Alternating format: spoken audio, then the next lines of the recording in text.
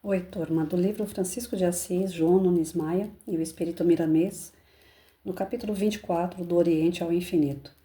Francisco de Assis era, por natureza, um andarilho. As condições de transporte da época não ofereciam meios de atravessar distâncias enormes em pouco tempo, e o sacrifício do físico exigia o peso de muito esforço.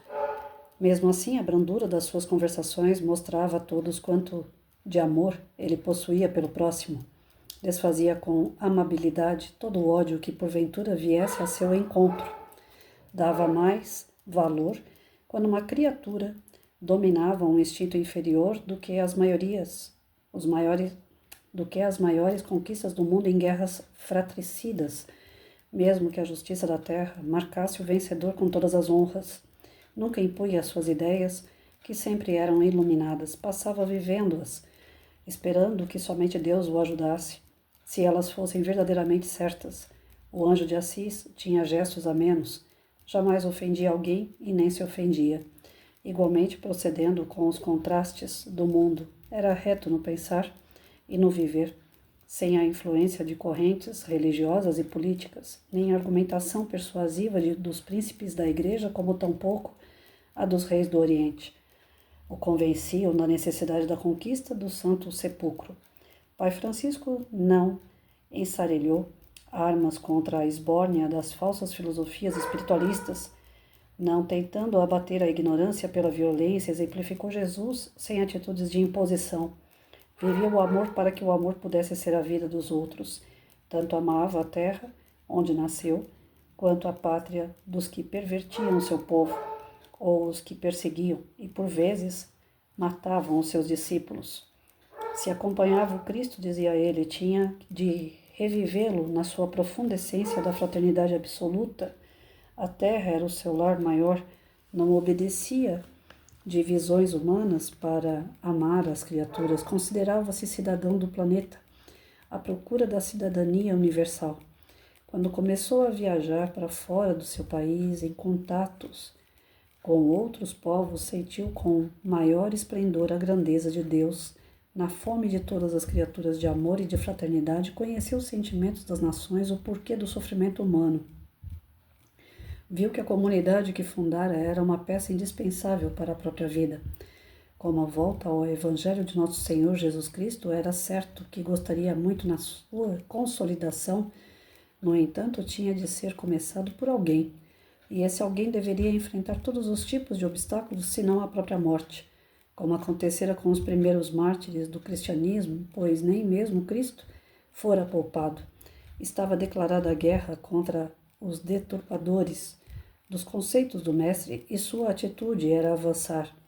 O poder do Espírito jamais era medido pelos homens.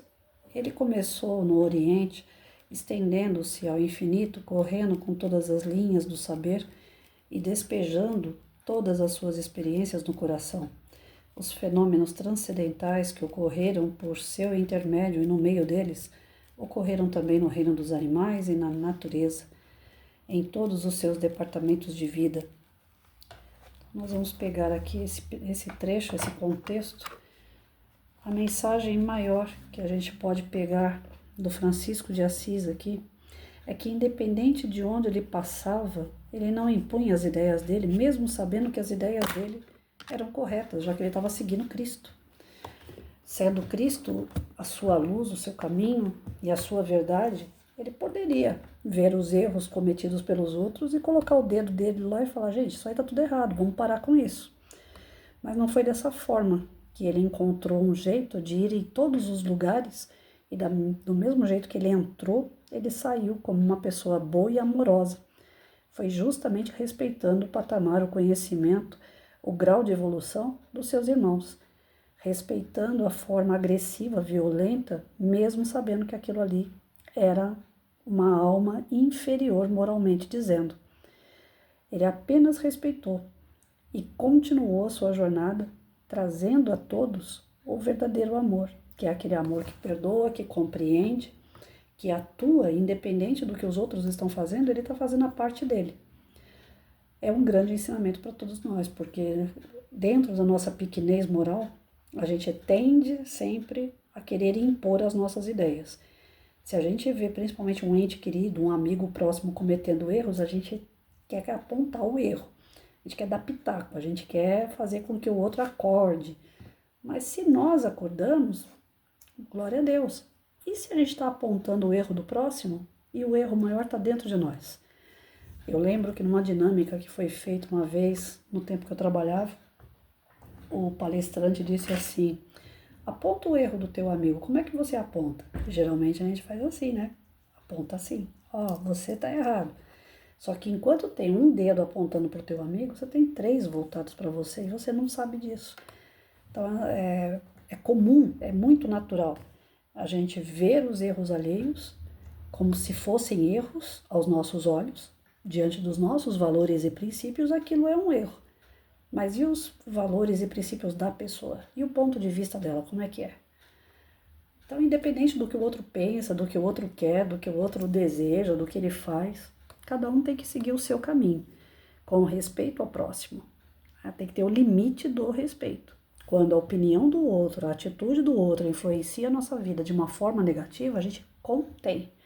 Mas não adianta querer, né? Eu vejo e participo de certa forma e eu preciso parar com isso também. É outra coisa que eu preciso me corrigir.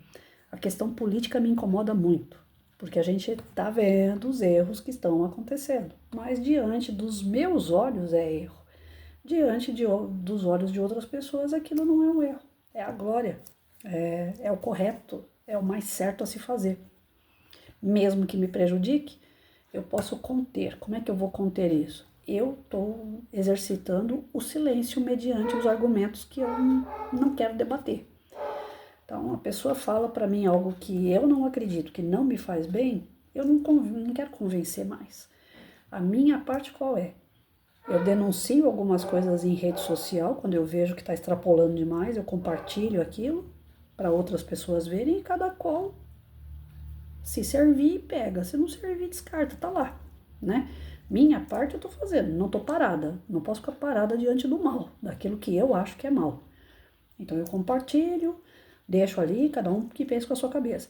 Mas ficar debatendo com pessoas, não, o que ele está fazendo, né, principalmente em relação à política, o que ele está fazendo é o fim da picada. Não, as pessoas que seguem são tão isso ou aquilo. A princípio eu era assim, então eu estou me vigiando muito para não ficar nesse sistema, porque isso não vai levar a lugar nenhum. Gera mais atrito, gera mais desconfiança entre as pessoas, as inimizades são declaradas, a falta de respeito cresce, e, quer dizer, vira um emaranhado de problemas que poderiam ser evitados com o silêncio. Você faz a sua parte e deixa cada qual crescer no seu tempo. Até mesmo porque, volto a repetir, de repente aquele que, né, a gente se acha o certo e de repente o errado realmente somos nós. Então bora lá, Francisco de Assis está ensinando humildade e amor aí.